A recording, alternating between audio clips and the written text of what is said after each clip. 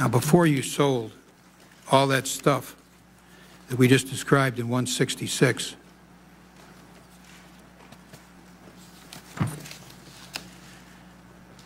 $600 million of Timberwolf securities is what you sold. Before you sold them, this is what your sales team were telling to each other. Got it? 105? Yes, Mr. Chairman. Look what your sales team was saying about Timberwolf.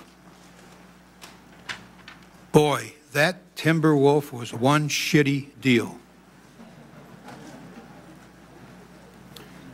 They sold that Mr. shitty Chairman, deal. This email was from the head of the division, not the sales force. Whatever it was, it's an internal Goldman document. This was an email to me in late June. Right, and you sold the Timberwolf. Transaction. No, you sold Timberwolf after as well. We did trades after that. Yeah, okay. It's the trades after. Some context. Yeah, might be helpful. The context. Let me tell you, the context is mighty clear. June 22 is the date of this email. Boy, that Timberwolf was one shitty deal. How much of that shitty deal did you sell to your clients after June 22, 2007? Mr. Chairman, I don't know the answer to that, but the price would have reflected levels that they wanted to invest in. Oh, of course. But they don't know you didn't tell them you thought it was a shitty deal. Well, I didn't say that. No. Who did? Your people, internally. You knew it was a shitty deal, and that's what your email shows. I think the context, the message that I took from the email from Mr. Montag was that my performance on that deal wasn't good. And I think the fact that we had lost money related to that wasn't good. How about the fact that you sold hundreds of millions of that deal after your people knew it was a shitty deal? Does that bother you at all? You sold to customers something? I don't recall selling hundreds of millions of that deal after that. All right. Let's take a look. Exhibit 166, series of emails. First is June 26, 07. That's after June 22.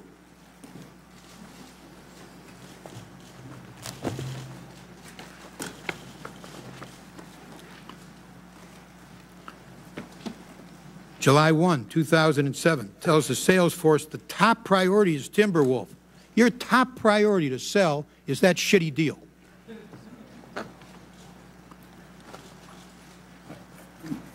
Mr. Chairman, my comment was I didn't recall the sales. You got it? That we were trying to sell. Okay, you're trying to sell a shitty deal, and it's your top priority. Come on, Mr. Sparks. Well, Mr. Chairman, should Goldman Sachs be trying to sell, and by the way, it sold it, a lot of it, after that date. Should Goldman Sachs be trying to sell a shitty deal?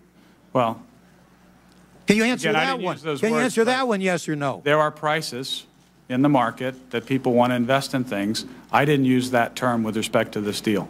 No, it's your sale. Well, who did use that term? Who's Tom Montag? Who's Daniel Sparks? That's me. Mr. And who's Tom? I know it is. Who's Tom Montag?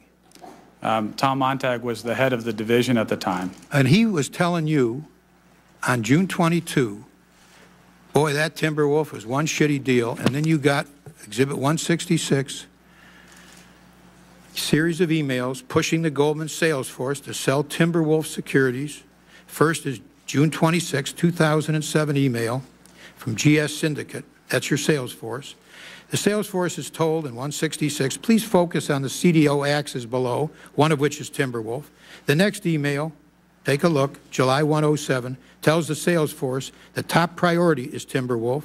The next email is July 24, 2007. Timberwolf is again listed as one of the top priorities. Next is an email, July 3rd, still after the shitty deal assessment, and one in which one of GS sales team leaders, Matthew Biber, writes that with regard to Timberwolf, I'm all over these guys.